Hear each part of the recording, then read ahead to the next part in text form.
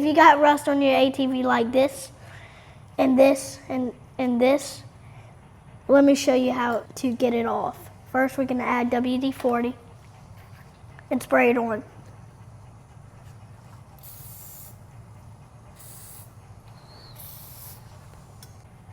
Next, take a steel wool and scrub it lightly.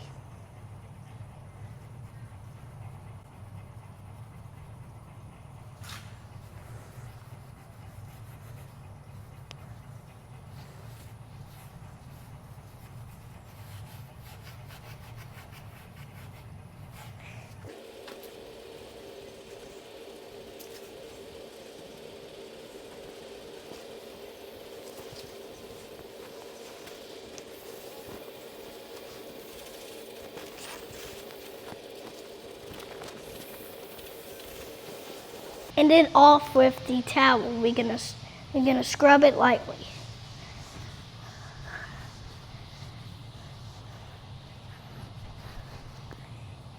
How easy it is. Thanks for watching. Bye.